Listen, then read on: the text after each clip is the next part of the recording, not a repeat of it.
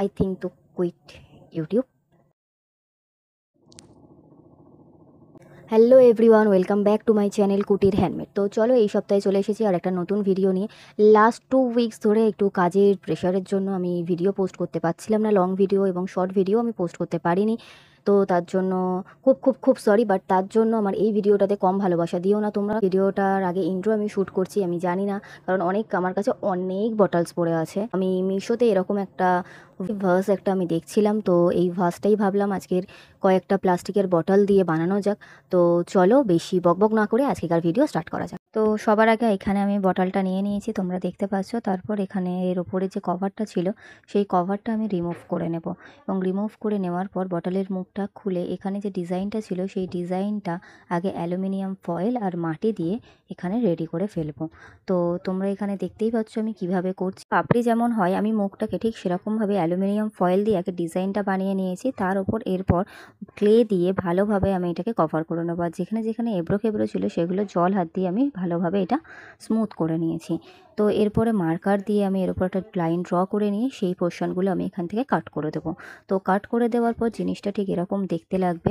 তো এজেসগুলো যেগুলো রয়েছে, কর্নারগুলো, সেগুলোকে আমি স্যান্ড পেপার দিয়ে ভালো করে আমি এটাকে স্মুথ করে নিয়েছি। তারপর যে বালির নুড়িগুলো হয়, তো সেই নুড়ি দিয়ে আমি এখানে ওটাকে একটু ভালোভাবে শক্ত করে নিয়েছি, যাতে না এটা উল্টে পড়ে যায়, কারণ প্লাস্টিকের বটলটা অনেকটা হালকা ছিল। এরপরে আমি অ্যালুমিনিয়াম ফয়েল দিয়ে যেমনভাবে একটু পাহাড়ের শেপ আমি করতে চেয়েছিলাম, তো এখানে সেটা দিয়েই আমি পাহাড়ের মতো একটু শেপ বানাতে চাইছি। তো তারপরে আমি এখানে একটা কার্ডবোর্ড দিয়ে একটু অন্য টাইপের শেপ করতে চেয়েছিলাম, তোমরা দেখতে পাচ্ছ, বাট সেটা আমি কিছুক্ষণ পর আবার ভালো লাগছিল না বলে আমি আবার রিমুভ করে দিয়েছি। এবারে যে অ্যালুমিনিয়াম ফয়েলগুলো আমি বানিয়েছিলাম সেগুলোকেও ভালোভাবে মাটি দিয়ে ভালোভাবে কভার করে নিতে হবে, নিয়ে ওটাকে একটু পাহাড়ের শেপ দিতে হবে। তো অনেকবার পাহাড় বলে ফেলেছি, তো তোমরা দেখতেই পাচ্ছ কেমনভাবে এটা করছি। তোমরাও সেম প্রসেসে এটা করতে ভিজে থাকবে সেই অবস্থাতেই যত ডিজাইন দেওয়ার সেই ডিজাইনগুলো আমি এখানে দিয়ে দিচ্ছি। পাহাড়ের গায়ে যেমন গর্ত থাকে ওরকম একটু দিচ্ছি, বা একটু জল বয়ে যাওয়ার মতো দিচ্ছি। তো দেওয়ার পর এটাও এরকম দেখতে লাগবে। এটা এরকম হওয়ার পরে এটা ভালোভাবে আমি শুকিয়ে নিয়েছি একটা রাতের জন্য। তো তারপরে ভেতরটা যে ফাঁকা জায়গাটা রয়েছে সেই ফাঁকা জায়গাটা এবার একটা কার্ডবোর্ড দিয়ে আমি এখানে ফিল করে দিচ্ছি। তো দেওয়ার পর দেখো এবারে এটাকে আমি কোনো জেসো বা কিছু অ্যাপ্লাই করছি না, কারণ আমি এটা সলিড ব্ল্যাক কালারে রাখতে চাইছিলাম। তো তোমরা চাইলে এখানে জেসো অ্যাপ্লাই করে একটা মোটা কোট তৈরি করে নিতে পারো, কিন্তু আমি এখানে শুধু ব্ল্যাক অ্যাক্রেলিক কালারই আমি অ্যাপ্লাই করেছি। তাই হয়ে যাওয়ার পর আমি যে নেলের যে জেল পেনটা হয় আমি সেটা দিয়ে একটা কোট করে নিয়েছি। তো এবারে হট গ্লু গানের সাহায্যে পাহাড়ের মাঝখান দিয়ে যেমন জল বয়ে যাচ্ছে সেই ফিলটা আনার জন্য এখানে জলের মতো লেয়ার তৈরি করেছি।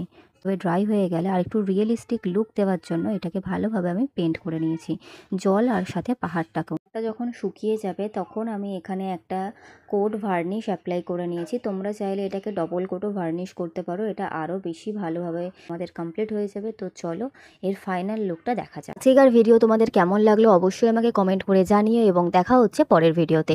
আর হ্যাঁ, অবশ্যই এই ভিডিওটা যদি ভালো লেগে থাকে তাহলে সাবস্ক্রাইব করে দিও, শেয়ার করে দিও। কতটা ক্রিয়েটিভ লাগলো, কতটা নতুন লাগলো। হ্যাঁ, মার্কেটে অনেক কম্পিটিশন আছে, অনেক কিছু আছে, বাট আমি আমার নিজের ক্রিয়েটিভ বা নিজের আইডিয়াগুলোকে রিপ্রেজেন্ট করার চেষ্টা করি।